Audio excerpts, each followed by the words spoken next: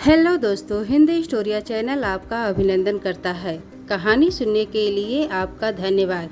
कहानी पसंद आए तो लाइक और सब्सक्राइब जरूर करें। बिना देरी किए चलिए कहानी शुरू करते हैं। असम में किसी समय में एक राजा रहा करता था। उसकी एक राजकुमारी थी जो अत्यंत सुंदर थी और राजा अपनी पुत्री से अत्यधिक प्रेम करता था। उसने अपने सेवकों को आदेश दे रखा था कि राजकुमारी को प्रतिदिन फूलों से तौला जाए। इस काम के लिए मालिन फूल लाया करती थी। वह महल के बाग से रोज तरह तरह के फूल चुन चुन कर लाया करती थी। मालिन इस बात से बहुत खुश थी कि उसे राजकुमारी के लिए फूल लाने का मौका मिल रहा है। राजमहल के बगीचे में एक सुंदर तालाब था। तालाब में रंग बिरंगी मछलियां थीं। एक दिन मालिन जब अपने पति माली के साथ तालाब पर गई तो उसने उसमें सालुक के फूल उगे देखे। ये फूल बड़े बड़े सफेद, गुलाबी और पीले रंग के थे। सालुक का फूल कमल के फूल की ही प्रजाति है, जिसमें खुशबू नहीं होती और इसकी सब्जी बनती है। उन फूलों में एक बहुत ही बड़ा फूल भी था, जिसकी सुंदरता से मालिन अभिभूत हो गई और उसने सोचा कि इस फूल को तोड़ लिया जाए तो इसकी बहुत ही स्वादिष्ट सब्जी बन सकती है। उसने उस फूल को तोड़ लिया। माली ने जब घर आकर अपनी कटारी से फूल को काटना चाहा, ताकि सब्जी बन सके तो उसमें से एक आवाज आई, आरे आरे कटबे बेबूरा, हमा है की सालुक कुंवर गैनरू राजा। मुझे मत काटो, मैं सालुक कुंवर हूँ और इस फूल के अंदर ही बैठा हुआ हूँ। मुझे काटना है तो किनारों से काटो, ताकि मैं बाहर आ सकूं। आवाज सुनकर माली डर गया, पर मालिन ने बड़ी सावधानी से फूल की एक एक पत्ती अलग करनी शुरू कर दी। पत्तियों के अलग होते ही उसमें से एक प्यारा सा सुंदर बालक बाहर निकला।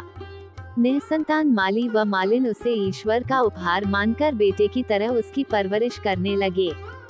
समय बीतने के साथ सालुक कुंवर एक सुंदर नौजवान में बदल गया। उधर राजकुमारी भी एक सुंदर युवती बन चुकी थी। मालिन अभी भी राजकुमारी के तौलने के लिए महल में फूल लेकर जाती थी।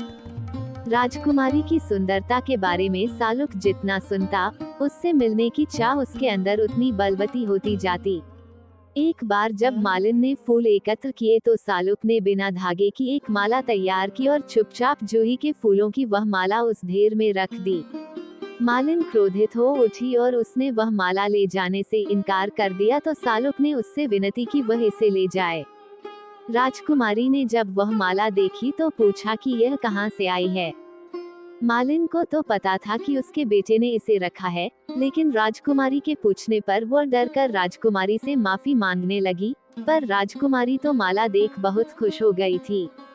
जब उसे सच का पता चला तो उसने कहा कि वह सालुक कुंवर से मिलना चाहती है। सालुक कुंवर का रूप देख राजकुमारी समझ गई कि यह कोई साधारण इंसान नहीं है। उससे मिलने पर राजकुमारी को उससे प्यार हो गया और उन्होंने विवाह करने का निश्चय किया। उन्होंने गंधर्व विवाह कर लिया।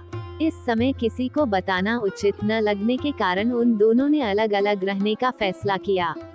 सालुक कुंवर सबके सो जाने के बाद रात को मोर पर चढ़कर राजकुमारी से मिलने महल आने लगा।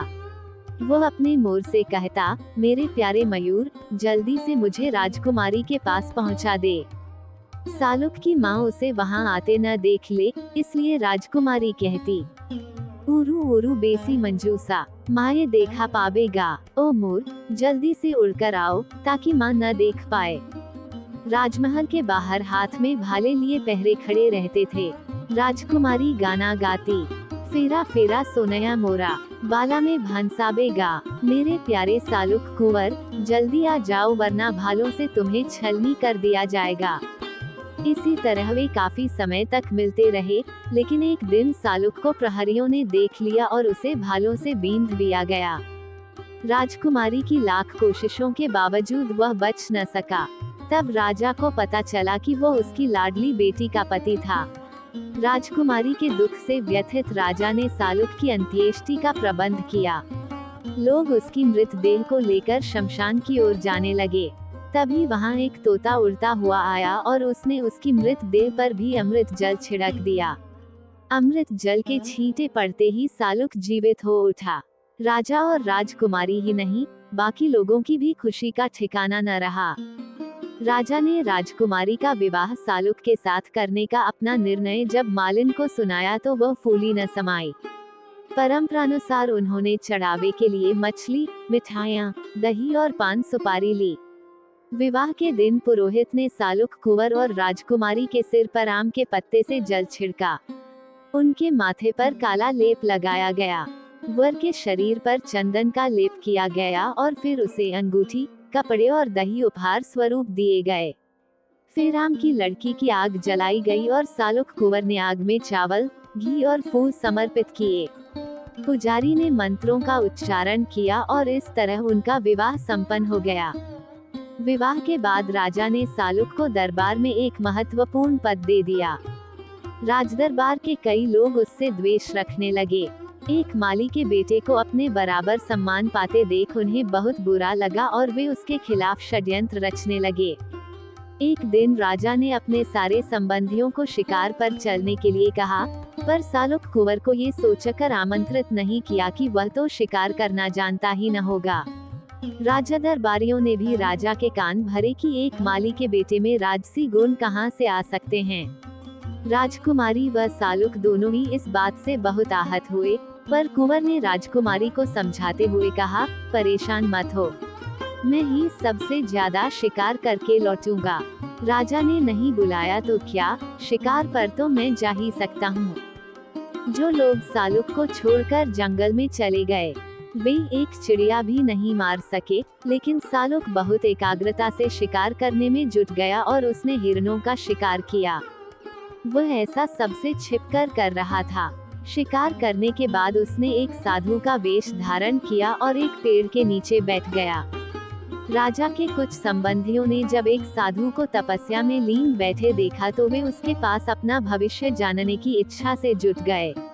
सालुक कुंवर ने उन सभी को एक एक मृत हिरण दिया और साथ ही उन लोगों की पीठ पर गरम चिलम से एक निशान बना दिया। उसके बाद वह साधु का वेश त्याग अपने असली रूप में उनसे जा मिला। सभी उसे देख मुंह बनाने लगे, जैसे उसका आना उन्हें अखर रहा हो। कुछ देर बाद जब सब भोजन करने बैठे तो उन्होंने सालुक को पानी लेने भेजा। वह जिस तालाब से पानी लेने गया था, उस पर एक डायन का अधिकार था। डायन ने उसे पकड़ लिया और यह जानने के बाद कि वह राजा का दामाद है, उससे बोली कि राजा अगर मुझे 10,000 मुद्राएं देगा तो ही तुम्हें छोड़ूंगी। राजा तक जब ये खबर पहुंची तो उसने मना कर दिया, क्योंकि वह उसे पसंद नहीं करता था और चाहता था कि राजकुमारी की शादी किसी राजकुमार से हो जाए। सबको वापस महल में आया देख राजकुमारी ने सालुक कुंवर के बारे में पूछा। सुना सुना बाबा मोरा, सालुक कुंवर गैनरू राजा, रई किता दुर्गा। हे पिता, मेरा सालुक कुंवर कितना दूर है? तो राजा ने कहा, सुना सुना बेटी मोरा, सालुक कुंवर गैनरू राजा, जोया खेले पाशा खेले अरई बहुत दूर गा। ये मेरी बेटी, वह तो मजे से बैठा जुआ खेल रहा है और अभी तो वह बहुत दूर है, उसे आने में समय लगेगा। राजा की बात सुन राजकुमारी को विश्वास नहीं हुआ, क्योंकि वह अपने पति को अच्छे से जानती थी। उसने अपने 2 पालतू कुत्तों, छनौरा और अनौरा को सालुक की खबर लेने भेजा। सालुक की गंध से कुत्तों को उसके बारे में पता चल गया और तब उन्होंने उसे डायन की कैद से छुड़ाने के लिए एक धोबी से मदद मांगी। धोबी ने एक बांसुरी खरीदी और उसे बजाते बजाते तालाब के आसपास घूमने लगा। बांसुरी की आवाज सुनकर डायन के बच्चे तालाब से बाहर निकल आए। धोबी बांसुरी बजाता गया और बच्चे उसके पीछे पीछे चलते जंगल तक आ गए। डायन उनके पीछे पीछे गई, पर वापस लौटने की राह नहीं ढूंढ सकी और सालुक कुंवर मौका मिलते ही कुत्तों के साथ वापस महल में पहुंच गया। राजकुमारी उसे देख बहुत खुश हो गई। सालुक ने सबको सच्चाई बताई। तब राजा को एहसास हुआ कि सालुक वास्तव में बहुत ही योग्य इंसान है। अपनी बात को सिद्ध करने के लिए उसने राजा को लोगों की पीठ पर पड़े निशानों को भी दिखाया और सब जान गए कि सारे शिकार उसने ही किए थे। राजा को अपनी भूल का एहसास हुआ और उसने उससे माफी मांगते हुए उसे अपना उत्तराधिकारी घोषित कर दिया।